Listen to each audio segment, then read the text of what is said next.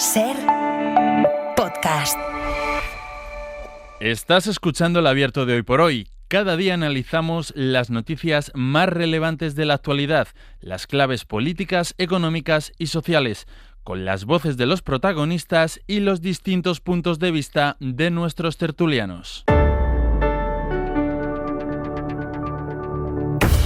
Tiempo para el análisis, tiempo para el abierto en este Hoy por Hoy que va de sobresalto en sobresalto, de gran noticia en gran noticia. No nos aburrimos, no tenemos nunca aquello de decir ¿y hoy qué vamos a comentar? ¿De qué vamos a hablar? Estas cosas no pasan en la actualidad en este país. Mario Laurrea, buenos días. ¿Qué tal? Muy buenos días. ¿Dispuesta? Sí, porque además hoy se celebra el 40 aniversario de la adhesión de España a la Unión Europea. Yo pienso hablar de esto. Ángel.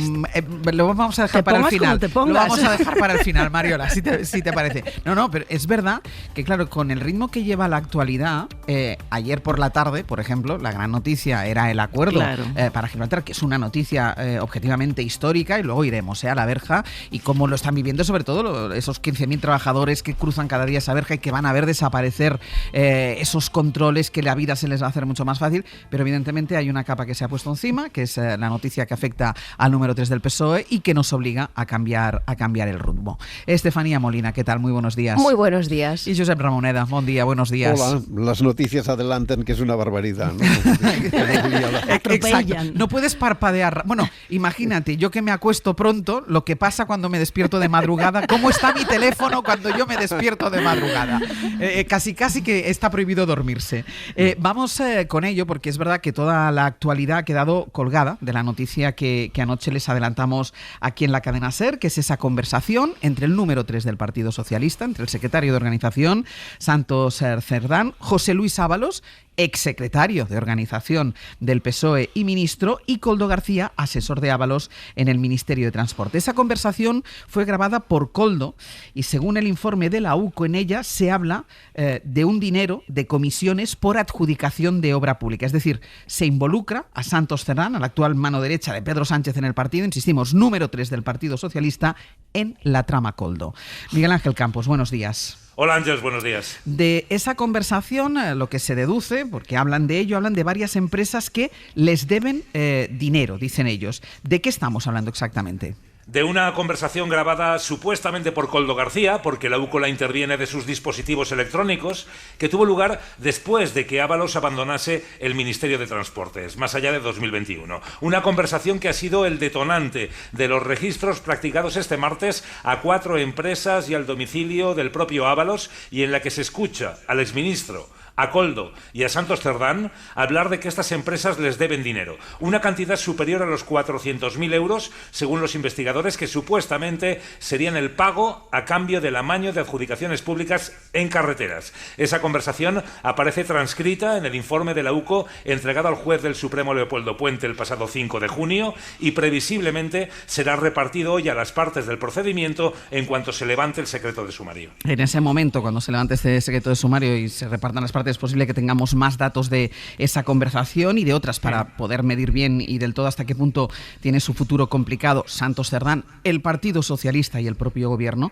Pero hay que recordar que Cerdán es aforado, así que en caso de que los tribunales quieran investigar más a fondo, ¿ahora qué es lo que tendría o qué va a hacer el juez, Campos?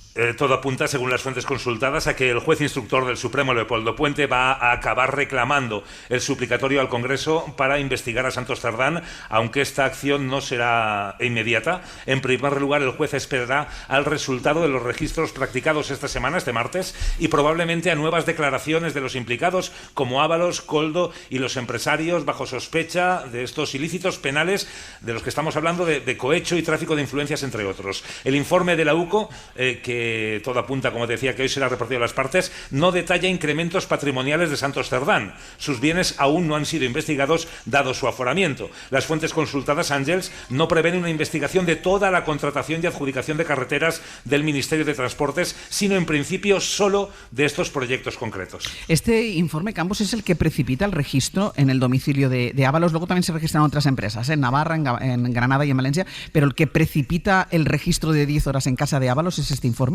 tanto el registro de Ábalos, Ángels, como el de las propias empresas, porque se registra las empresas que aparecen involucradas en esa conversación. Ha sido el detonante, sin ninguna duda, de esos registros del martes. Campos, gracias. A ti. Bueno, ayer hubo un primer momento, una vez se conoció esta noticia, sobre la que se venía hablando, pero sin dato concreto, sin contenido concreto. Se hablaba de un informe de la UCO, un supuesto informe de la UCO, que presuntamente implicaba al número 3 del Partido Socialista, pero no existía el material con el que contamos desde anoche, este material que adelantó Miguel Ángel Campos. Y hubo un primer momento, en cuanto esto pasó, en el que el Partido Socialista tuvo que hacer la digestión de toda esta información. Pasó un rato antes de tener una primera reacción, un espacio en el que se lanzaron también especulaciones si el PSOE soltaba esto para dejar caer a Santos Cerdán. Bueno, la realidad es otra. Guillermo Lerma, buenos días. ¿Qué tal? Buenos días, Ángels. Porque en cuanto hubo reacción de Ferraz fue para dejar claro que creen en la inocencia de su secretario de organización. Dicen que nunca participó en nada que tenga que ver con la adjudicación de obras y menos aún a cobrar mordidas, a cobrar dinero por ellas. Cierre de filas total y absoluto.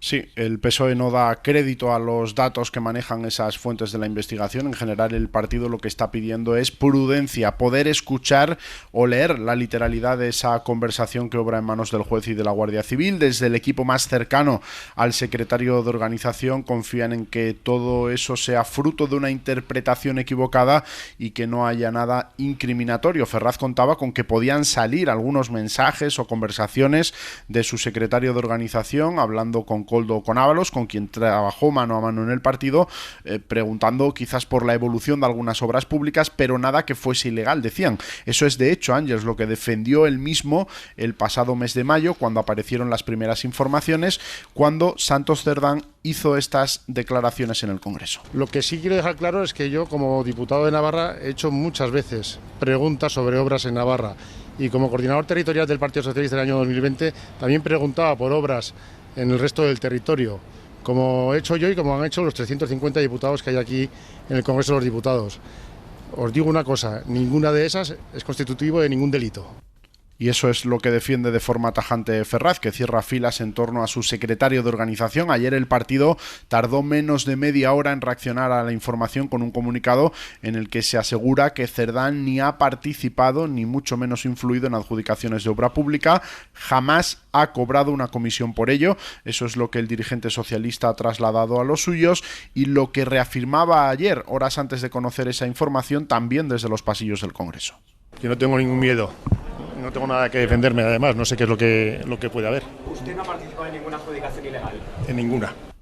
Cerdán, es cierto, no ha querido entrar en profundidad a contestar las preguntas de la prensa durante estas semanas. Ayer mismo esa declaración la hacía mientras salía del Congreso, casi sin detenerse a escuchar a los periodistas. En el PSOE denuncian la indefensión que está provocando la filtración de algunas informaciones en las últimas semanas. Entre los cargos intermedios hay voces que no ocultan su conmoción y preocupación por las informaciones sobre su secretario de organización, una pieza clave de la máxima confianza del presidente del gobierno y que además tiene un papel muy importante en este momento, Ángels, porque es quien tiene la interlocución con uno de los partidos que conforman esa mayoría parlamentaria de la investidura, como es Junts per Catalunya. Son las 8:38 de la mañana, 7:38 en Canarias. A esta hora, Guillén, no está previsto ninguna comparecencia, ni explicaciones, ninguna convocatoria de nada por parte del Partido Socialista o por parte del gobierno o por parte del propio Santos Cerdán.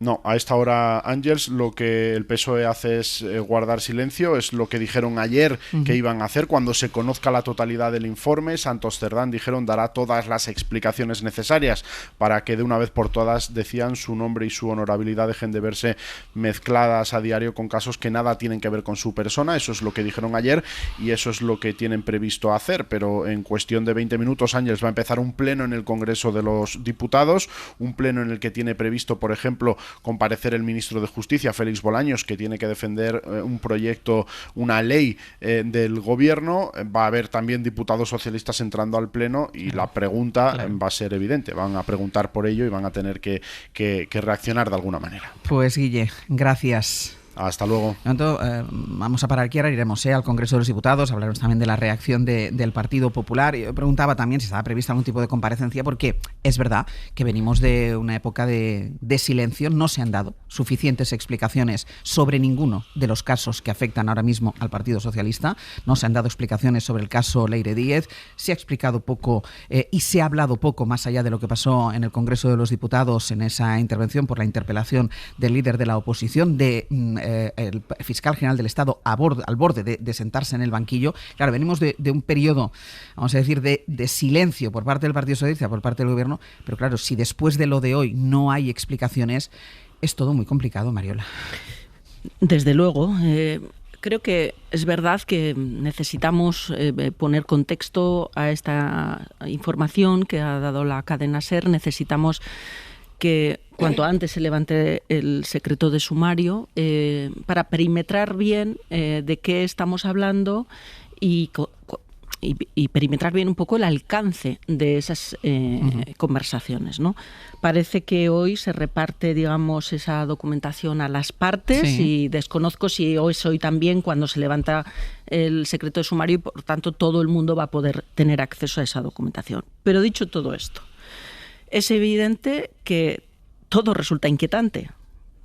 Utilizaré esta palabra inquietante para el partido, inquietante para el Gobierno, inquietante para los socios parlamentarios que sostienen la legislatura y inquietante también para la ciudadanía en general, que viene también de un calentamiento, de la generación de un estado de opinión, que este tipo de noticias, lejos de erosionar esa idea de estado de opinión, de que el Gobierno está noqueado o de que la legislatura no es sostenible en el tiempo, contribuyen a alimentar ese estado de opinión.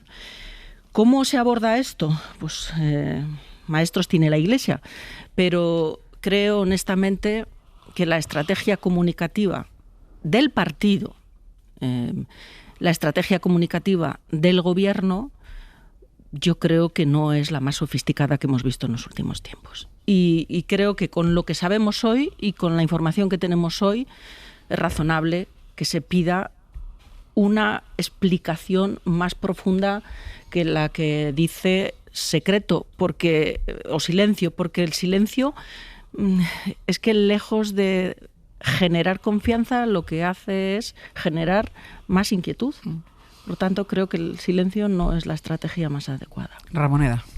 Yo creo que estamos en una situación muy negativa para afrontar bien un problema de este tipo, ¿no? Estamos en un contexto en que, por un lado, hay un gobierno que no se explica, que pasa de puntillas cuando hay algún caso que de alguna manera lo señala, probablemente porque es verdad que algunos de estos han sido casos muy construidos y sin fundamento, pero que pues hay casos en los que por lo menos algunas explicaciones tenía que dar, y parece que quiere un poco agarrarse a esta idea de que los que atacan no son de fiar, digamos. Evidentemente hay otra cuestión que hace muy difícil que las cosas se gestionen bien, que es que la corrupción es el único tema de la oposición. El PP, Feijóo, mientras otros de su partido lanzan sus batallas políticas, buena parte contra él también, todo hay que decirlo, es incapaz de ir más allá de acusaciones permanentes, unas con más base, otras con ninguna base, otras lo que sea, de corrupción, del capo Sánchez, de todas estas historias que ya conocemos, y por tanto no facilita, sino todo el contrario, una lectura clara y objetiva de las cosas, sino simplemente aumentar el ruido en un momento que probablemente lo necesita más, porque de tanto ruido sobre este tema se queda sin discurso en el territorio político, se lo están robando en su propio partido. Y otra cosa también, que es unos síntomas a menudo inquietantes de una cierta politización de la justicia, que también hace que se vean con desconfianza algunos de sus movimientos. En este contexto, pues es muy difícil esperar que este caso, que evidentemente requiere explicaciones, porque hay indicios que no tenemos datos suficientes, pero que por lo menos requieren explicaciones, es difícil que se resuelva, que se afronte de una manera objetiva y como sería deseable exigir a los distintos responsabilidades, políticos, justicia, etcétera, etcétera. Estefanía. Sí, yo creo que estamos en un momento muy delicado y hace falta prudencia y explicaciones. Prudencia para empezar por parte de todos. Hay que esperar, darle contexto a ese informe que ha salido a la luz, pero luego también a mí me llamó poderosamente la atención el comunicado tan rápido que sacó el Partido Socialista ayer, cerrando filas absolutamente con Santos Cerdán, teniendo tal vez la misma información que nosotros a esa hora de la noche. Y yo creo que eso, la de semanas que llevamos diciendo que en el PSOE hay gente que quiere explicaciones, que quiere entender, si tú sales y haces ese comunicado, estás hablando en nombre de todo el PSOE, y yo me pregunto, ¿qué certeza tienes tú de que a lo mejor no estés actuando en falso? Quiero recordar cómo fue la actuación cuando empezaron a salir las primeras informaciones de Ábalos. El PSOE también cerró filas hasta que un día María Jesús Montero dijo aquello de si yo fuera él ya sabría lo que tengo que hacer. Entonces ya todos entendimos que el PSOE soltaba amarras y hasta aquí. Pero yo creo que estamos en un momento donde las actitudes no pueden ser tan contundentes a no ser que uno tenga la certeza, insisto. También porque esto de que había un informe que podía ser una bomba relativo a Santos Cerdán hace tiempo que estaba en el imaginario colectivo. Yo recuerdo y en determinada prensa. Y en la prensa. Y recuerdo que la actuación de algunas personas del partido fue nada más y nada menos que hacerse fotos con Santos Cerdán y subirlas a redes, ¿no? Como te apoyamos, Santos. Claro, estas actitudes desafiantes, al final, yo entiendo que hay una cúpula en el PSOE, pero también hay unos cuadros, hay unas federaciones, hay una serie de gente que yo creo que no se la debe comprometer a no ser que uno lo tenga claro de que aquí no hay nada. No sabemos qué es lo que hoy piensa Pedro Sánchez, y esto sería muy importante, porque al final él es el presidente del gobierno y es su secretario de organización. Secretario general del partido. Bueno, es el secretario de organización. Santos exactamente. Cerdán, sí. Entonces, ¿cuál es la opinión de Pedro Sánchez de todo esto? A mí me parece relevante. ¿Considera que hay que dejarlo caer? Es decir, que hay que apartar a esta persona hasta que no esté el agua clara. Hay que esperar. Esto sería muy importante. También porque la impresión que da es que el gobierno está bunkerizado, sale poca información, incluso a algunos ministros les pilla con el pie cambiado todo lo que va pasando, y realmente si esto parece ser lo que es, yo creo que debería ser expeditivo el presidente del gobierno. Vamos a hacer una pausa, a la vuelta voy contigo. ¿Qué querías hablar, Mariola?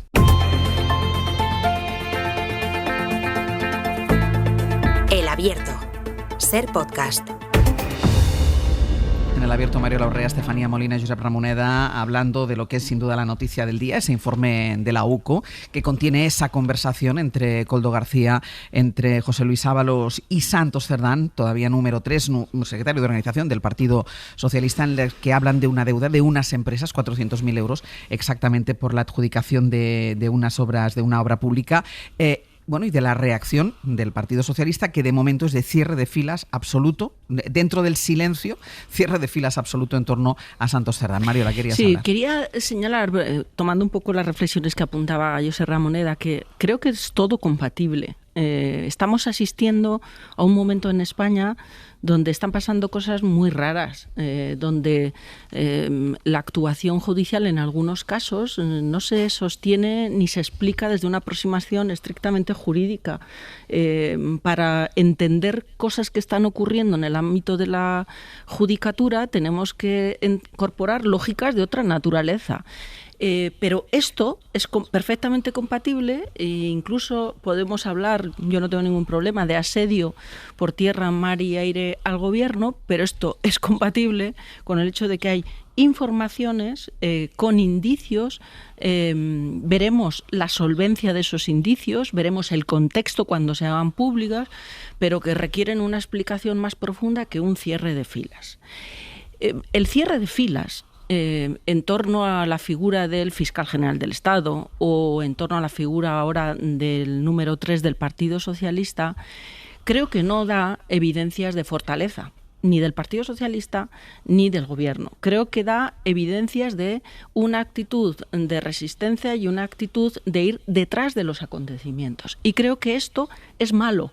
Es malo porque traslada inquietud, incertidumbre, incluso un poco desasosiego, no solo en los cuadros del partido, en las federaciones, incluso en los propios votantes, los propios simpatizantes o el propio ciudadano que cree que este gobierno debe abandonar su posición porque no está en condiciones de gobernar. Quiero decir, y la pregunta sería, cuando ocurre estas cosas, cuando salen informaciones tan sensibles que afectan a personas que ocupan puestos de responsabilidad tan sensibles en el partido, la pregunta es, los gabinetes de crisis que analizan esta cuestión, ¿cómo ordenan la respuesta? La respuesta es atar al presidente al futuro del fiscal general del Estado o al futuro del número 3 del partido, o establecer explicaciones que permitan cortes donde la responsabilidad política no alcance al número 1 desde el minuto 1. Es que precisamente por ese contexto que decía Ramoneda y que ahora acentuabas tú, por ese asedio al gobierno por tierra, mar y aire, y yo creo que es precisamente por eso, porque son más necesarias todavía las explicaciones. O sea, total, yo lo tengo claro. Y además creo que el gobierno, y imagino que el partido, tenga capacidad para dar esas respuestas. Pero honestamente, señalar cierre de filas con Santos Cerdá, cierre de filas con el fiscal general de Estado, no creo que sea una propuesta ni una estrategia de respuesta, pues diré muy sofisticada. Estefanía. Y desde luego muy útil. Sí, desde luego. Y aún así reivindicamos la presunción de inocencia del señor Santos Cerdá. Obviamente. Lo que estamos diciendo Totalmente. no está en juego. Totalmente. De momento no está en juego. Exactamente. Lo que estamos diciendo es que alguien dé explicaciones. Creo que era un día Víctor Lapuente que decía que las cosas siempre hay que verlas con las gafas de la oposición. Si el PSOE hoy estuviera en la oposición, le estaría pidiendo esto al PP, que salga y que dé una explicación. Hoy yo creo que lo que debería hacerse es convocar una especie de rueda de prensa, una declaración, lo que se considere, y salir a decir, pues el gobierno sabe hasta aquí, el gobierno no sabía nada, o de que había un informe, lo que fuera, pero que salgan y den una explicación. Porque al final todo se va haciendo bola, y la impresión que yo creo que queda, y lo comentabais antes, es que los escándalos se miden al peso. Todo vale lo mismo. Un nuevo escándalo del gobierno. Bueno, hay cosas que a lo mejor tienen más valor que otras. Hay causas que a lo mejor finalmente se archivan y no quedan en nada. Hay otras que a lo mejor no, que van para adelante. Pero la impresión que yo creo que subyace es que pase lo que pase, el gobierno se ha puesto el objetivo de llegar a 2027, y muy legítimo, y de mientras todo lo que ocurra a su alrededor no es importante. Todo es importante. Es muy importante reivindicar la gestión del gobierno. Lo digo porque a veces el gobierno vive en esta idea de no se valora suficiente nuestra gestión. Claro que sí, y importante es, pero luego hay otras cosas que pasan por el camino, que copan los titulares, la actualidad judicial, y también hay que salir y dar una explicación. Para empezar, para el propio partido, ¿no? Lo que comentábamos la semana pasada, que pedir explicaciones prácticamente se ha vuelto una deslealtad. No, hay gente que quiere mucho al PSOE y quiere explicaciones dentro del propio partido. Y luego, por otro lado, que yo creo que ya es un tema grueso. Sería un segundo secretario de organización que a lo mejor puede acabar en un procedimiento judicial. Entonces, no son cosas baladís. Estamos hablando del partido que gobierna España y del segundo partido hoy de los más votados. Sí, aquí el problema está en que el gobierno ya hace mucho tiempo que se ha situado en este nivel de opacidad, ¿no? Yo creo que hay un momento fundamental, que es la caída de Ábalos. En aquel momento se tenía que haber ido mucho más lejos. No se tenía que liquidar simplemente con una despedida, y esto ahora se está pagando porque van a salir muchas cosas efecto de este momento, y esto me parece que es una cuestión que el gobierno no ha gestionado de ninguna manera acertadamente. No es un momento para parapetarse en la idea de que todo son mentiras, que es la manera en que el PP ataca siempre es sin información y con cualquier falsidad. No es el momento, es el momento de aportar información, de aportar datos, y de si es verdad que este señor no ha cruzado ninguna línea, pues que se demuestre. Yo insisto también mucho en lo que ya decía también Mariola, que es la politización de la justicia, que en este momento es un problema muy serio. Déjame, porque esto de la justicia iremos después. Voy a hacer una pausa, luego contigo, Mariola, perfecto, que querías responderle a Josep, pero primero me voy a ir un momento al Congreso de los Diputados, porque hoy hay pleno. Decíamos, de momento nadie habla, pero es verdad que tienen que entrar y salir diputados de todos los colores, y entre ellos diputados socialistas. Sara Selva, desde el patio del Congreso, buenos días, cuéntanos. ¿Qué tal, Ángeles? Buenos días. De momento hay poco movimiento en el patio, está prácticamente vacío, van llegando algunos diputados, hemos visto llegar algunos diputados socialistas. Lo habitual hasta ahora, los días de pleno, Ángeles, es ver a un trajín de diputados entrar al hemiciclo, porque el pleno arranca a las 9 de la mañana, pero ocurre que hoy el primer punto del día es la presentación del informe del Defensor del Pueblo, y no es un punto al que suelen asistir muchos diputados, así que es probable que les veamos llegar algo más avanzada la mañana, cuando empieza a debatirse la enmienda a la totalidad del PP a la ley que regula el estatuto del Ministerio Ministerio Fiscal, una ley de Félix Bolaños, así que tendrá que venir el ministro a defender su norma y después, además, hay votación, así que lo lógico es que veamos pasar por aquí a todos los diputados socialistas, también a Santos Cerdán y también a los miembros del Gobierno que votan. Y claro, pasará lo que sucede en todos los plenos, que los periodistas en los pasillos preguntamos a los diputados y a los ministros por el tema del día. No es la primera vez que se les pregunta por Santos Cerdán, le preguntaron ayer mismo a María Jesús Montero, por ejemplo, y respondió diciendo que la confianza era total. Veremos qué pasa hoy, si cambian o no las respuestas. Está ahora mismo entrando al hemiciclo Miguel Tellado, que pide explicaciones al PSOE, dimisiones, como suele pedir el PP, y elecciones. Pues vamos a hacer una pausa, estaremos pendientes. Gracias, Sara. Volveremos al Congreso en cuanto haya alguna novedad, estaremos pendientes de todo lo que pase allí y a la vuelta seguimos con el análisis.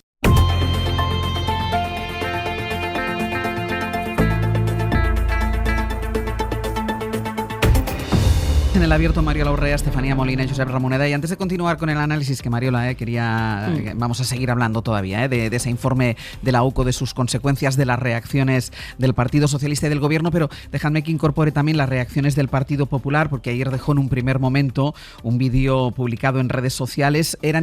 Son imágenes creadas a través de inteligencia artificial en las que se ve a Pedro Sánchez, a Ábalos, a Koldo y al propio Santos Cerdán, que van trufando con titulares de prensa sobre los casos judiciales que rodean al Gobierno.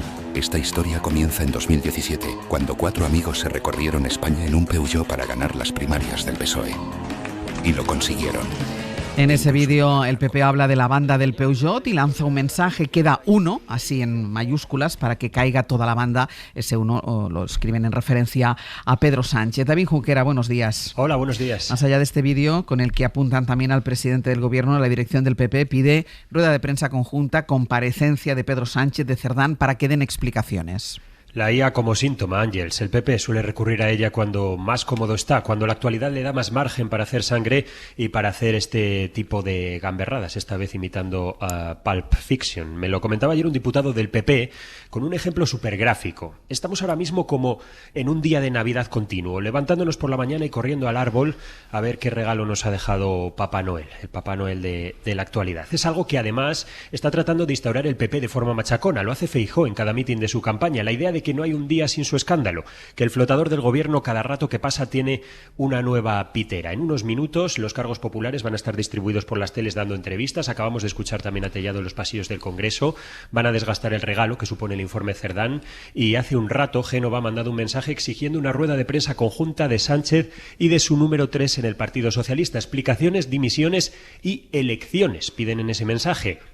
44 días sin explicaciones de Sánchez, dicen, por ello deben comparecer juntos, ni canutazo en el pasillo, ni mensajitos en fuentes del Departamento de Comunicación. El problema es el presidente. Hasta aquí ha llegado la escapada del Peugeot. Pues Junquera, veremos a ver qué dicen en todas esas comparecencias en televisiones. Hasta luego. Hasta luego. Claro, porque esto también es lo que pasa. Si tú no das explicaciones, los otros tienen más terreno todavía para dar las suyas. Hay silencio por parte del Partido Socialista, no hay ninguna explicación y lo que va a hacer, y es la estrategia que hace habitualmente el Partido Popular, es ocupar todo el espacio pues para dar su versión de los hechos. Cuando los hechos tienen fundamento y cuando los hechos no tienen fundamento. Da igual, porque lo ponen todo en el mismo saco, Mariola. En política se suele decir, ¿no?, que no hay espacio vacío. Claro. Si tú no lo ocupas, lo ocupan otros. Y la oposición, y yo creo que también esto es importante señalarlo, creo que está haciendo, en relación con un ejercicio de control al Gobierno, está haciendo una oposición basura.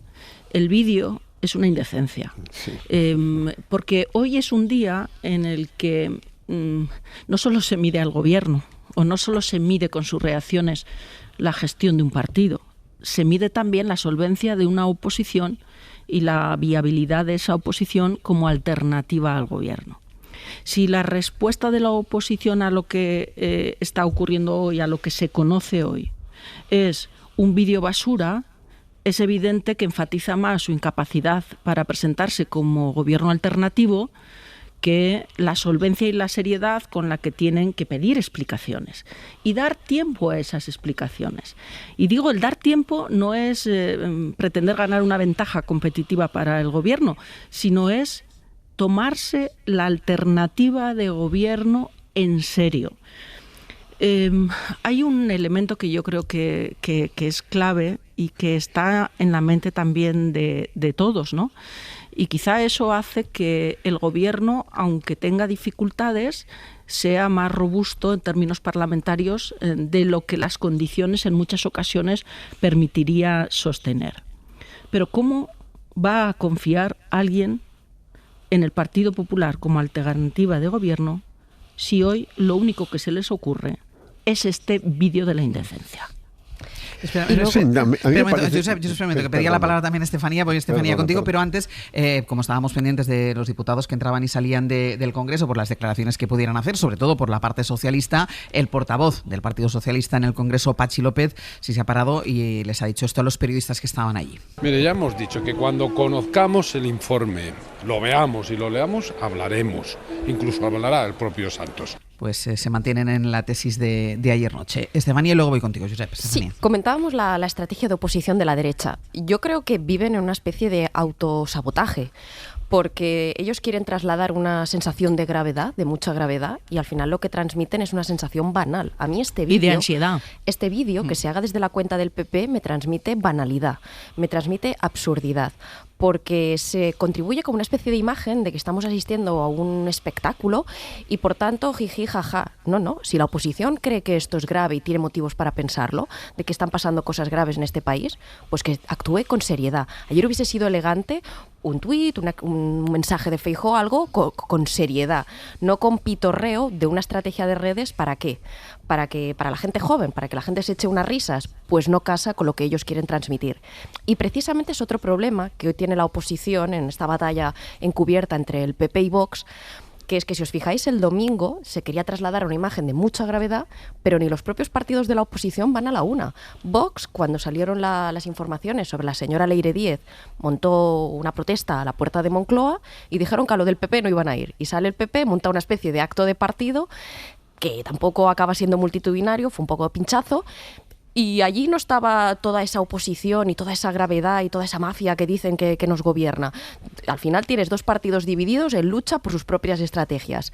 Entiendo que también la base social de la derecha esté frustrada, porque si lo que quieren es echar al gobierno, tiene a sus partidos peleados.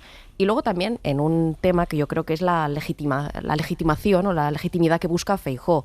Yo creo que el acto del domingo fue para legitimarse frente al ala más dura del PP. Avanzar el Congreso del PP también es para legitimarse frente a ellos.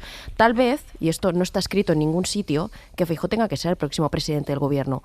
Incluso con la que está arreciando en este país, en ningún lado está escrito eso. Y yo creo que es también una frustración que se empieza a notar de base desde los altavoces conservadores, que a lo mejor este Feijóo no logra echar a Pedro Sánchez. Josep.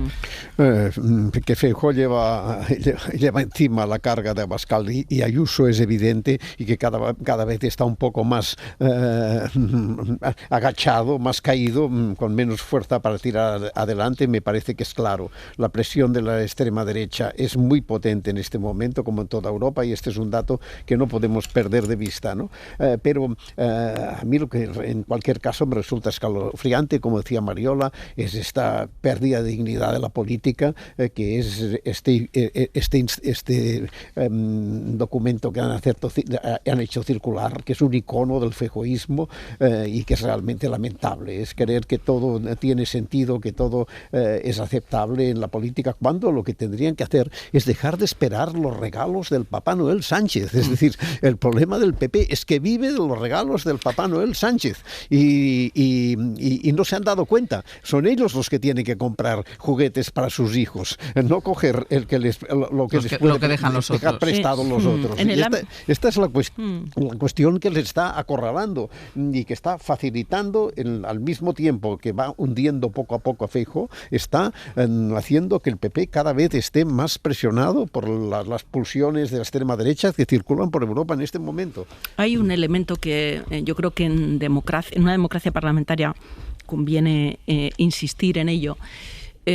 Cuando la oposición considera que el gobierno ya no está en condiciones de gobernar, la única fórmula constitucional posible para evidenciar que eso es así y medir las mayorías de unos y otros es la presentación de una moción de censura. No hay otra. Ni vídeos, ni convocatorias en Plaza de España con banderas de España y utilización patrimonial del himno de España, que no es su himno, que no es el himno del PP ni la bandera del PP, es la de todos los españoles, si quieren realmente que eso siga siendo así. La pregunta es, hoy el Partido Popular pide una rueda de prensa del Gobierno, una rueda de prensa del líder del Partido Socialista con el número 3. ¿Perdona? Si tú eres alternativa al Gobierno y crees que el Gobierno hoy no está en condiciones de sostener sus mayorías parlamentarias, contemos votos en el Parlamento y presenta una moción de censura. Cuando miramos la realidad con las gafas de la oposición, le deberíamos de reivindicar e interpelar al señor Núñez Feijóo es ¿a qué espera usted a presentar una moción de censura? Estefanía. Sí, esto me remite a un tema que quería introducir y es el de los socios. Mira, pues espérate, no me lo introduzcas todavía ahora porque lo va a introducir Josué Coello. Josué Coello, buenos días. ¿Qué tal, Ángeles? Buenos días. Porque ayer, antes de conocer este informe que adelantamos aquí en la SER sobre esa conversación que implica a Santos Cerdán, los socios ya hablaron. ¿En qué punto se encuentran hoy después de conocer además este informe? Bueno, poco a poco, Ángeles, empiezan a haber goteo de diputados aquí en el Congreso y empezamos a escuchar las primeras valoraciones de los socios sobre las informaciones que rodean a Santos Cerdán. Por ahora, prudencia entre los aliados parlamentarios, aunque con distinto tono. Por ejemplo, desde Sumar, hoy con Yolanda Díaz fuera de España, ha sido su portavoz la que hace unos minutos se ha mostrado muy exigente pidiendo explicaciones. Creemos que si las informaciones estas de confirmarse, estas son gravísimas, la situación es muy grave y que por lo tanto el Partido Socialista tiene que dar todas las informaciones y dotar a todo el pueblo progresista de la transparencia que se necesita sobre este asunto, pero ya. Más prudentes han sido los socios vascos, tanto la portavoz del PNV, Maribel Vaquero, como el diputado de Bildu, Jon Iñarritu, pedían en los pasillos del Congreso esperar a tener más información. Todavía no conocemos el alcance de lo que se está diciendo de las filtraciones y bueno, esperaremos a tener más noticias y entonces ya daremos las explicaciones oportunas, pero pedimos transparencia, eso sí, y más información. Bueno, habrá que ver, todavía no conocemos nada más allá de las filtraciones. Veremos. Aunque sí ha habido un socio contundente con todo lo que rodea al PSOE por el caso Ábalos, ha sido Gabriel Rufián, y ojo, porque no se queda en el exministro, y ayer lanzaba esta advertencia al gobierno. A nadie se le escapa que forma parte o está en el epicentro de un caso que como mínimo pues huele fatal y veremos qué pasa. Está judicializado y veremos qué pasa. Nosotros actuaremos en consecuencia, eso que a nadie se le olvida. A esta hora, Ángeles, todavía no han llegado el grueso de diputados al Congreso, lo harán durante toda la mañana porque en el pleno de hoy se debate la ley Bolaños y les preguntaremos cuando vayan llegando. Pues tenéis línea abierta con el Congreso para conectar cuando vosotros queráis. Hasta ahora, Josu. Hasta luego, Ángeles. Ahora sí, los socios, Estefanía. Allá vamos. A ver, yo creo que para empezar Santos Cerdán es una persona clave en la construcción de la mayoría que sustenta al gobierno. Para empezar, porque ha sido la persona enviada a Waterloo, a Ginebra o donde estuviera Puigdemont en cada momento para intentar atraerse al voto de Junts. Por tanto, ya en la arquitectura del bloque de investidura es alguien relevante. Y me consta que a Junts le ha gustado más en muchas ocasiones negociar con Santos Cerdán que con otros miembros del gobierno. Entonces, ese es un primer elemento por el futuro político de Santos Cerdán y cómo afecta a la mayoría del gobierno. Y luego, que yo creo que tristemente lo peor que nos ha dejado la polarización es esta política de bloques donde la fiscalización salta por los aires. Está muy bien que los socios, por un lado, sean prudentes, como todos tenemos que serlo, de momento sabemos muy poco, pero por otro lado, si toca el momento de pedir explicaciones, los socios podrían eventualmente montar una comisión de investigación con el apoyo del PP. ¿Eso va a pasar? No. ¿Por qué? Porque para los socios todavía darle oxígeno a la derecha y a Vox, a la ultraderecha, para ellos es muy perjudicial. Y yo creo que eso también es una de las grandes desgracias que vive hoy nuestra democracia, que ni los propios socios, a riesgo de que gobierne el de enfrente o a darle alas al de enfrente, pueden ejercer su función de ir ahí a pedir explicaciones. Uno no solo está en el Congreso para su amnistía, para lucirse y decir que ellos son más de izquierdas que Sumar y que Podemos y que todo el mundo. Uno también está en el Congreso para pedir ciertas explicaciones. Y hoy, por un lado, yo creo, evidentemente, Feijóo no presenta moción de censura porque no tiene los números, porque Junts está a la espera de su amnistía y porque el PNV le da urticaria ir junto a Vox. Pero luego también hay un tema de liderazgo, porque yo creo que tú puedes presentar una moción de censura y salir muy victorioso si hay un liderazgo, y eso no ocurre. en El Abierto, Mario Laurrea, Estefanía Molina y Josep Ramoneda, hablando del papel de la petición de explicaciones por parte de los socios de gobierno. Josep, ¿qué querías hablar? No, a mí me parece muy bien la idea que propone Mariola de que sería interesante que se atreviese a presentar una moción de censura a la oposición, que ha sido en algunos momentos el mecanismo previo a la alternancia. Muchas veces ha habido una moción de censura que se ha perdido, pero que ha marcado la evidencia de que aquello estaba en procesión de cambio. Claro, hay un problema. Las alternancias en el pasado, el paso al gobierno se hacía con el apoyo de los partidos, digamos, centristas y especialmente de Convergencia del PNV. Era en el centro que la derecha o la izquierda tenía que convencer a sus socios para poder hacer una mayoría suficiente. Ahora esto se ha desdibujado porque la derecha, el centro nacionalista, pues tiene problemas con el PP y porque el peso de Abascal es decisivo en el lado de la derecha. Y esto evidentemente marca una situación un poco distinta, ¿no? Pero me parece que la idea esta sería pues muy interesante, que tuviese el coraje Aznar de dar este paso adelante. ¿Aznar? Digo, perdón, ¿no? ¿Dónde te has ido, Ramoneda? ¿Dónde te has ido? Siento, a pesar de todo, comparar a Aznar con Feijóo porque hay una diferencia de nivel a favor de Aznar. Mira, yo reivindico el uso de instrumentos políticos democráticos, especialmente para los días críticos y difíciles como hoy. Y lo mismo que pido que el Gobierno dé las explicaciones pertinentes y que el Partido Socialista las dé también, porque esta digamos, diferenciación es imprescindible. Porque ningún miembro del Gobierno es objeto de ningún proceso ni de ninguna investigación judicial que se sepa.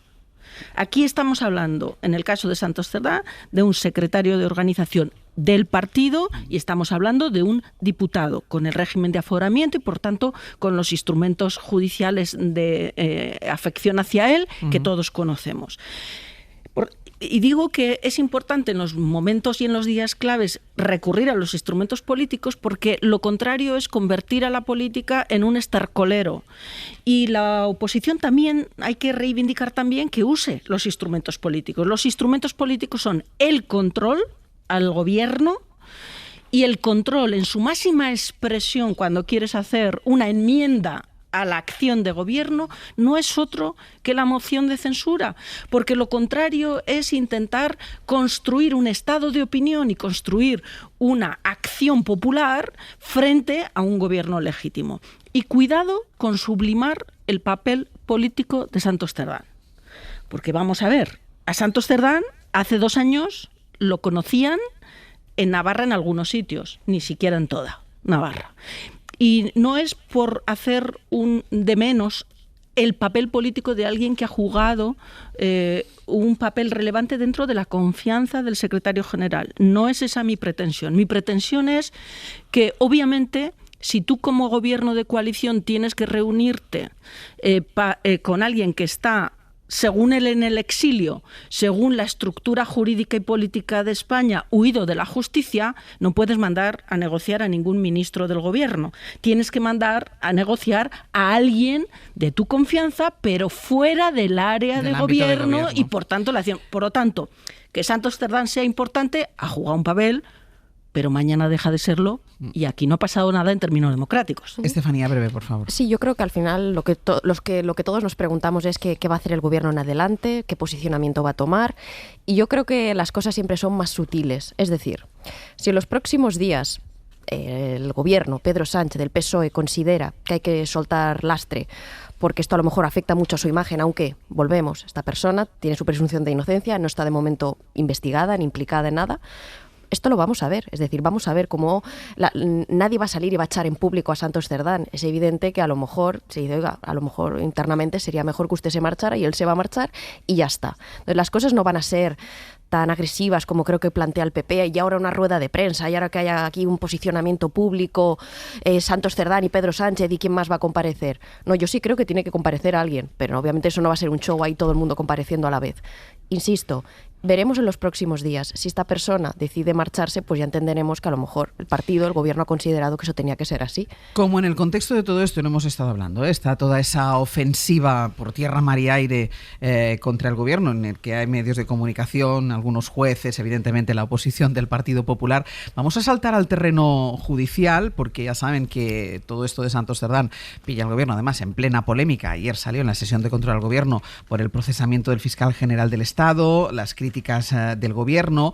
Bueno, ayer las asociaciones conservadoras de jueces y fiscales protestaron por las reformas en el Poder Judicial que impulsa el ministro Félix Bolaños, que impulsa el gobierno en definitiva, aunque se conozca como la ley Bolaños. Un paro, hicieron ayer de 10 minutos, tras el que estas organizaciones plantean convocar una huelga. Este sería el paro de ayer el primer paso, pero no descartan una huelga en un futuro no muy lejano.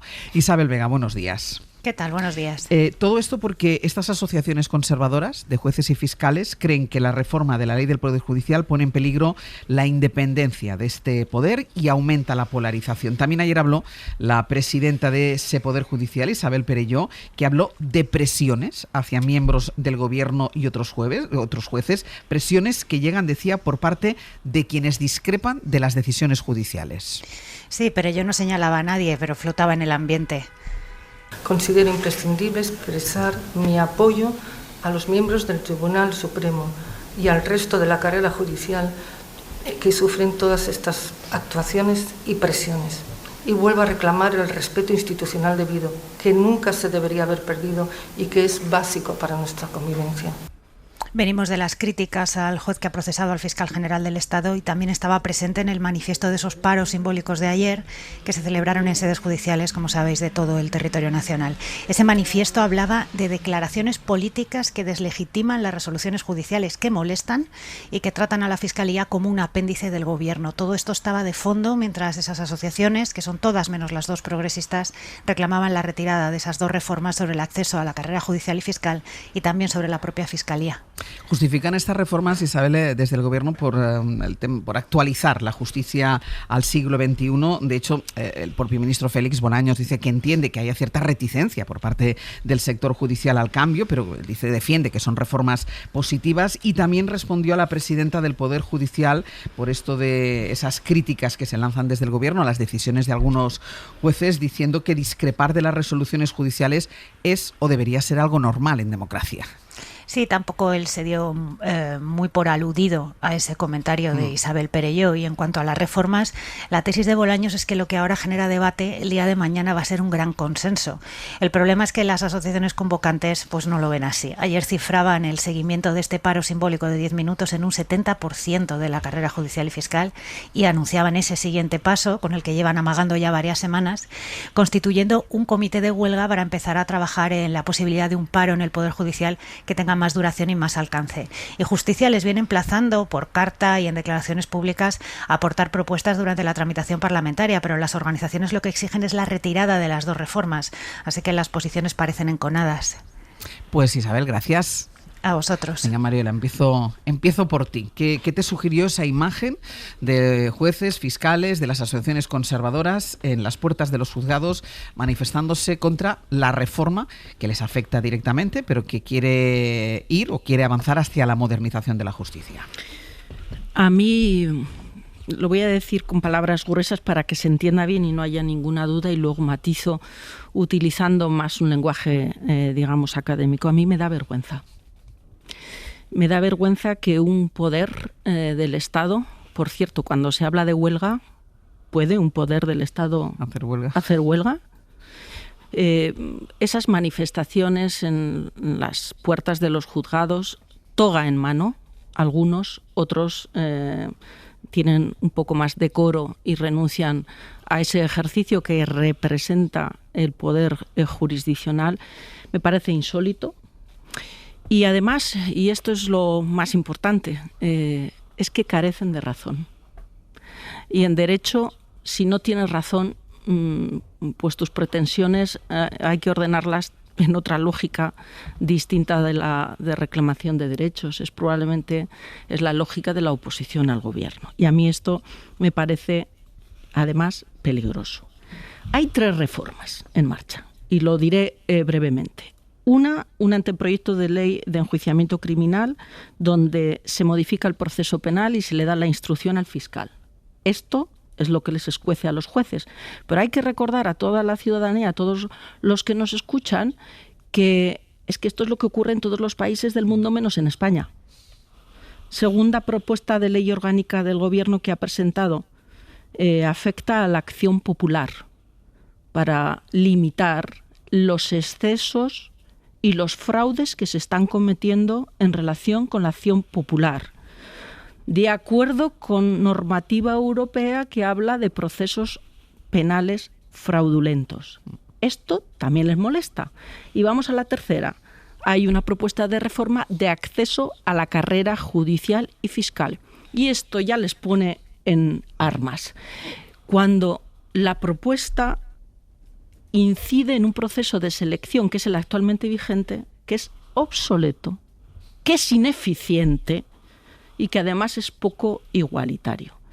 Pero diré más, la propuesta del Gobierno de acceso a la carrera judicial, que es una propuesta sensata, que es una propuesta gradualista y que es una propuesta que vale la pena tomar en consideración porque no es revolucionaria, retoca algunas cositas. Fijaros qué hace. Incorpora en el examen la resolución de un caso práctico, escrito, que es lo que normalmente hacen los jueces, resolver un caso práctico por escrito. Puede tenerse claro que en 40 años los jueces y juezas de carrera y los fiscales no son seleccionados mediante ninguna prueba escrita, aunque toda su carrera profesional se van a dedicar a hacer sentencias. Ahora entenderá el ciudadano por qué cuando le llega un escrito judicial no lo entiende. Ramoneda. Es evidente que hay unos procedimientos aristocráticos y que tiene mucho de aristocracia el Poder Judicial, ¿no? Y claro, la obligación de los jueces es aplicar la ley. Y entonces siempre me ha resultado un poco extraño que haya asociaciones de jueces conservadores y asociaciones de jueces progresistas. La ideología de cada cual es libre y pueden hacer lo que quieran, pero en relación a su tarea, que es la justicia, se tienen que asociar e integrar en función de la ideología. Sí, de lo que piensan. No lo acabo de entender, porque la ley la tienen que aplicar todos iguales. No porque uno sea progresista la tiene que aplicar de manera distinta porque uno sea conservador. Y aquí hay una brecha, hay una señal. No es casual esto, no es aleatorio. Ocurre porque tiene que ver con la realidad de la justicia. Y esto es lo que hace después que veamos las cosas que vemos y que veamos comportamientos inquietantemente politizados de la justicia. A mí la acusación contra el fiscal general me parece una barbaridad, sencillamente. Y bueno, y vemos estas y otras cosas como estas, pero hay un reconocimiento en el fondo de esto. Se está asumiendo la politización de la justicia. A ver, yo vaya por delante, no hablo desde el corporatismo porque ni vengo de familia de jueces, ni de fiscales, ni lo soy, ni nada. Yo para empezar pienso que toda protesta es legítima en una democracia. Al final la democracia es un proceso pluralista donde hay varios intereses en juego y la gente protesta si considera que tiene que protestar. Entonces, esto para empezar. Y luego yo creo... que no es gente, es un poder del Estado. Bueno, pero no es gente, es que este matiz... Bueno, es que esto no es vale, pero igualmente igualmente yo creo que tienen derecho a decir lo que opinan de esto. Es decir, fíjate, y si no están de acuerdo a manifestarse. Pero un momento, déjame desarrollar el argumento. Pero fíjate si hay matices que ellos no pueden participar, mientras son jueces no pueden formar parte de partidos políticos. Por lo tanto, no podemos hablar de los jueces como si fueran ciudadanos, ni podemos estar analizando cualquier restricción a su acción de protesta como si fuera una limitación de sus derechos. Es que constitucionalmente ya tienen algunos derechos limitados. Sí, yo lo entiendo, pero es el mismo debate de si la policía o la Guardia Civil pueden protestar porque son cuerpos del Estado sobre cuestiones que les afecten a ellos. Pero quiero desarrollar el argumento. Para mí hay un tema que es que, más allá de la letra pequeña del tema, el Gobierno no puede escapar al sentimiento de sospecha que se puede instalar. ¿Por qué? Porque todos coincidimos en que el sistema de oposiciones es obsoleto en España. No se dan estas mismas oposiciones en otros países, ni siquiera para ser funcionario de la Unión Europea tan memorísticas. Se puede relajar, pero aquí hay una crítica que creo que es legítima. Para los jueces y fiscales se reforma el sistema que es obsoleto, pero ¿por qué no para notarías, abogados del Estado, diplomáticos? Es que los abogados del Estado ya tienen una prueba escrita con caso práctico. Sí, Mariola, pero tú sabes que no estamos hablando de la cosa concreta. Sí, estamos hablando de la cosa concreta. El espíritu de esta ley es la democratización de la justicia, ¿no? No es así. Bueno, pues es como lo ha vendido el gobierno. Y bueno, yo no sé democratizar, se podrían democratizar todos los cuerpos, abogados del Estado, notarías, etcétera. No estamos hablando del tema simplemente de la prueba escrita. Yo creo que es el espíritu de la ley. Yo soy partidaria de que si se democratiza sean todas las oposiciones. Y luego otra cosa que me parece importante. Yo entiendo que existe mucho esta imagen de que la justicia es un cuerpo conservador, porque por definición lo es. Conserva el derecho que ya existe, para empezar. Y las asociaciones mayoritarias son, entre comillas, las conservadoras. Pero a mí me gustaría también que hagamos un ejercicio, porque creo que lo reivindica mucha gente que no manda en ningún lado, que es simplemente trabajador de a pie, fiscal y juez de a pie. No es el cuerpo ni de lejos el más endogámico. Hay un informe de FEDEA que es muy interesante, que habla sobre el parentesco de las personas que hacen oposiciones a uno, abogados del Estado, notarios, diplomáticos, etcétera. Jueces y fiscales ni siquiera es el más endogámico, es decir, es el que menos parentesco tiene en la propia familia. Entonces, me parece importante. No hace falta que sea la propia familia, puedes tener un padrino fuera de tu familia. Pero si perdona Estefanía, lo digo porque creo que tenemos que distinguir lo que son los trabajadores de a pie, déjame llamarles trabajadores, porque también lo son, aunque sean jueces y fiscales, con lo que es las cúpulas del poder, que yo creo que es un poco la distorsión de la imagen. Las cúpulas del poder, obviamente, si te ha puesto un partido, si te ha puesto PP o PSOE, entendemos que tienes una cercanía ideológica. Pero creo que la gente de a pie, tampoco podemos inferir que todos los jueces actúan en función de su ideología. Yo no lo creo. Pero insisto, no va de una prueba escrita. Si el espíritu es democratizar, se pueden democratizar todas las oposiciones. Nadie habla de democratizar. Como que no, es como el gobierno lo ha vendido. Que, insisto, si tú le respondes al gobierno, a mí me parece muy bien, pero yo no respondo aquí al gobierno, ni hablo en nombre del gobierno. Estoy analizando una reforma en relación con el acceso a la judicatura y a la fiscalía que está en la línea de acción de todas las reformas que ha habido en los países homologables al nuestro. Y yo no sé a qué te refieres con lo de trabajadores de a pie. La cuestión aquí es el ciudadano que va a ser objeto de un proceso judicial que afecta a su libertad y al patrimonio, tiene que tener la certeza de que quien le juzga no solo es un papagayo recitando una norma, sino es una persona con criterio jurídico capaz de analizar el sistema normativo, capaz de seleccionar la norma adecuada, interpretarla de acuerdo al concepto de Estado social y democrático de derecho y dar una respuesta comprensible para la ciudadanía. Pero, Mariola, y esto determina el sistema de acceso. Yo no estoy hablando de cuerpos endogámicos o no. A eso nos quieren llevar algunos jueces.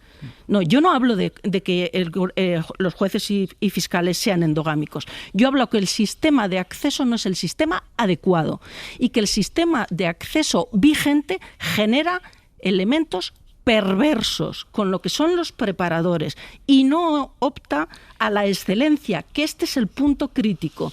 Y entonces esto es una cuestión democrática en el sentido de incorporar capas de valor democrático, no de afectar a los derechos de un cuerpo del Estado que, insisto, es un poder del Estado. Muy breve, Estefanía, y muy breve también, Josep. Yo insisto, esa misma crítica se puede hacer a todo. Inspector de Hacienda también es una persona que ha estado... No es poder del Estado. Bueno, Mariola, pues que entonces no es poder del Estado. Hacienda no te parece un poder del Estado. No es que no me parezca a mí, es que no es. Sí, pero también trabaja sobre el patrimonio de una persona. Es decir, no es ejecutivo, legislativo, judicial, pero es un ejemplo que pongo. Déjame desarrollar el argumento. Pero muy breve. Hay una serie de cuerpos que también podrían ser, como se está vendiendo el espíritu de esta norma, democratizados. Da igual que inspector de Hacienda no sea poder del Estado, también es alguien que opera sobre el patrimonio de una persona, sobre la libertad económica de una persona, por así decirlo. Se puede democratizar todos. Y eso que comentas de que es un papagayo que repite, yo es que realmente estoy en contra del sistema memorístico, pero digamos toda la verdad. Cuando terminan su oposición van a una escuela judicial donde aprenden a aplicar las leyes, donde aprenden a hacer el ejercicio. No te rías, eso es así. No me río, perdona, me río no que a lo mejor es innecesario o ineficiente, lo es. Yo te compro esa idea. Me río porque te invito a analizar con más detalle el proceso de selección completo. la escuela judicial hace una buena tarea, pero los que entran en la escuela judicial son los que 99,99% van a obtener la plaza. Es decir, hay que incidir en la selección previa. En la selección previa es donde está incidiendo esta propuesta. Y la pregunta que yo hago es que otras oposiciones, para que veas que no es una enmienda a todo tu argumento, las debilidades de otras oposiciones tienen que limitar la acción del gobierno para incidir en esta oposición. Josep. No, yo, en fin, nos hemos ido muy lejos. Sí, simplemente, sí. Para ser muy breve, yo lo único que señalo es que es una inquietante politización de la justicia bajo pulsiones conservadoras, y esto me parece que es una realidad objetiva que se nota además en un momento de giro creciente hacia pulsiones de derechas más bien inquietantes para la democracia. Y nos hemos centrado sobre todo, porque nos ha dado una clase magistral aquí Mariola, tengo que decir. No, pero me ha estado muy bien, Mariola, porque me has contado de manera que todo el mundo lo ha entendido, y no hemos entrado en el tema de las críticas, es decir, de cualquier crítica que se hace al Poder Judicial, que se hace a los jueces, no es aceptada. De esto ayer estaba, de hecho, la protesta estaba convocada teóricamente por la ley Bolaños, pero en el ambiente de la protesta estaba también esas críticas que se hacen a ciertas actuaciones judiciales que son incomprensibles, y lo hemos estado hablando esta semana aquí en la tertulia, como es incomprensible el auto de procesamiento del fiscal general del Estado.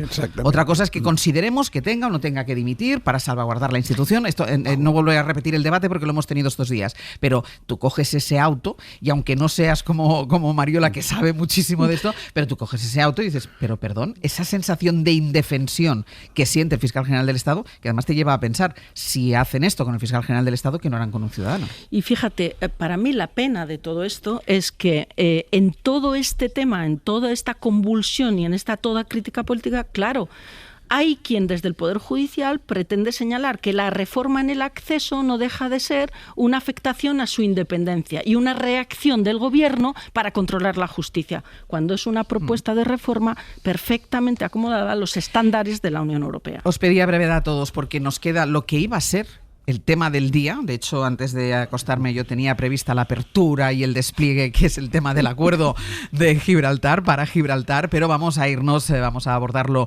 igualmente en los pocos minutos que nos quedan, y lo primero que vamos a hacer es irnos al punto clave, a ese paso, a ese control fronterizo para entrar y para salir de Gibraltar, que es por donde pasan y cruzan a diario miles de personas para trabajar en un lado y en otro. Ahí está Rubén García. Rubén, ¿qué tal? Muy buenos días.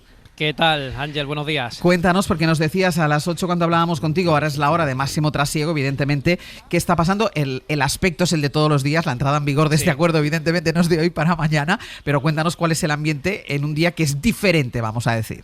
Sí, día diferente. A estas horas el paso por esta verja no es el que te contaba a las 8, ¿eh? Está mucho más tranquilo, se ha calmado un poco ese trajín de las primeras horas de la mañana. Ha sido, Ángel, una mañana atípica, muchos medios de comunicación, trabajadores españoles que cruzan cada día esa frontera con cierta sensación de alivio, porque este acuerdo no hace peligrar sus empleos, que era algo que realmente temían ante un bloqueo, ¿no?, de lo que es el tránsito por la verja en caso de un no acuerdo. Y también cierta esperanza, porque estos trabajadores han tenido que soportar interminables colas, y si desaparece la barrera física y por tanto los controles, la situación les va a cambiar mucho, y también a los agentes de aduana les cambia la película, ¿eh? Están haciendo ahora mismo su trabajo, el de cada día, el controlar el paso de personas, pero les queda poco ahí, porque luego esos controles solo se van a ejercer, que eso es lo más importante del acuerdo, en el aeropuerto y en el puerto de Gibraltar. Es que son las claves del acuerdo. Desaparece ese control por carretera, andando con motocicleta, como cruza habitualmente la gente, y ese control se traslada a puerto y aeropuerto, y además con doble control de policía española y policía británica. Rubén, muchísimas gracias.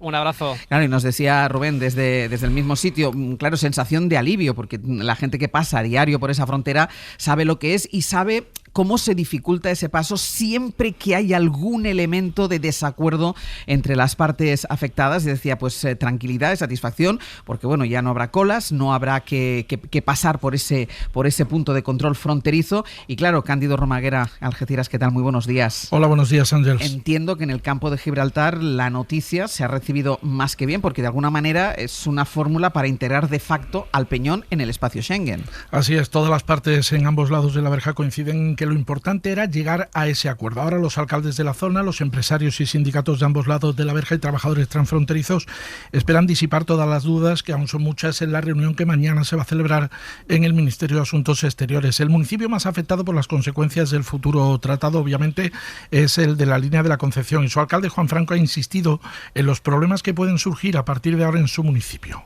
Nuestra ciudad es como si hubiera crecido en unos 35.000 habitantes más, porque si no hay frontera, es como si tuviéramos ahora mismo un conglomerado de aproximadamente 110.000 personas que van a tener estrangulamiento a la hora de salir por campamento y estrangulamiento a la hora de salir por el polígono industrial del Zabal. Pues bien, ante esto, Franco, por ello, va a plantear mañana, incluso en Madrid, que se pueda otorgar a la línea un trato preferencial dentro del acuerdo. No hay ninguna ciudad en España donde diariamente 11.000 vecinos vayan a trabajar al extranjero. El extranjero nos va a coger muy cerca. El extranjero, en 5 minutos estamos en el extranjero. Pero que estamos en el extranjero. Estamos en otro país, con otra normativa, con otras coberturas sociales, con otro sistema de pensiones.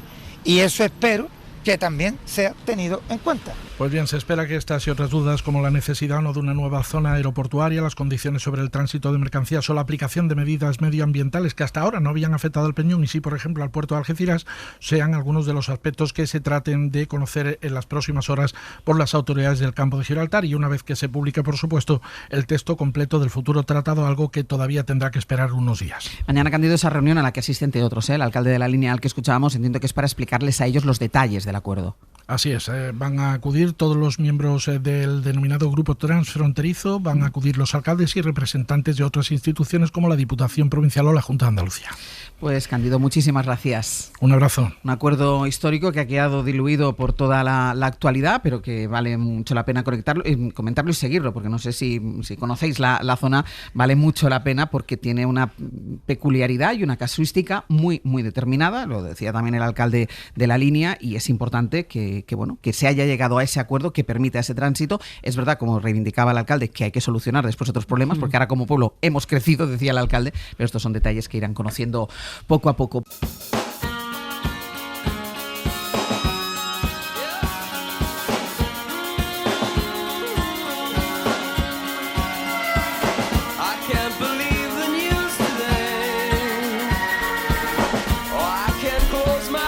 Pues vamos a ir terminando ya el abierto. Están aquí Sergio Castro y Ana Usle. Buenos días. ¿Qué tal? Hola, ¿qué tal? Venga, para contarnos lo que vamos a hacer a partir de ahora. Pues inmediatamente después de las 10, después de las noticias, nos vamos a ir al Congreso de los Diputados de los oyentes de hoy por hoy. Iba a decir, ¿cómo sabes tú porque que va a pasar algo? hay comparecencia de los ministros Domínguez y García Cantero de los ramos de Ciencia y Tecnología para contestar algunas preguntas.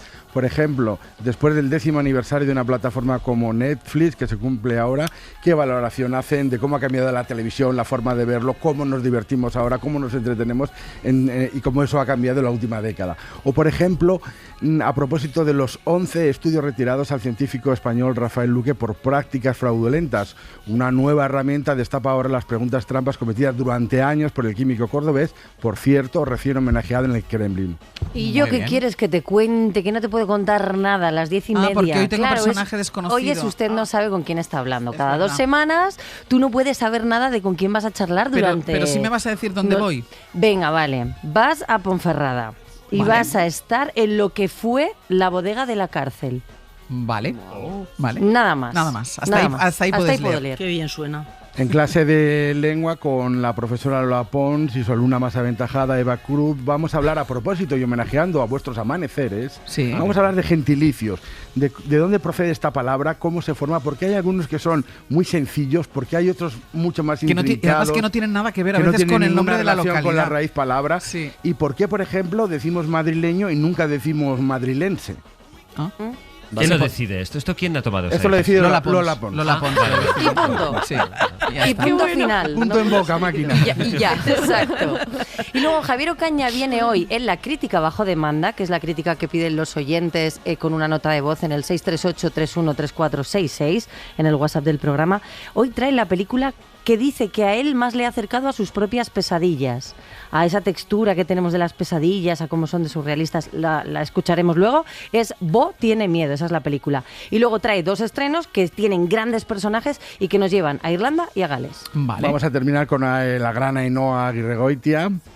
vamos a hablar de la importancia de la vajilla en la cocina, pero centrándonos exclusivamente en la cerámica. Mira, aquí Sí, la única que tiene la estética en la cabeza. De los zapatos, las vajillas. Pues no te lo pierdas, porque además de esa vajilla de cerámica nos va a hablar su invitada, que es Carmen Ruiz, que es una consumada ceramista.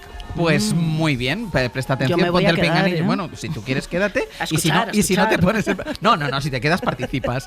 Josep Ramoneda, Mario Laurrea, Estefanía Molina, hasta la semana que viene. Adiós. Buenos días. Para no perderte ningún episodio, síguenos en la aplicación o la web de la SER, Podium Podcast o tu plataforma de audio favorita.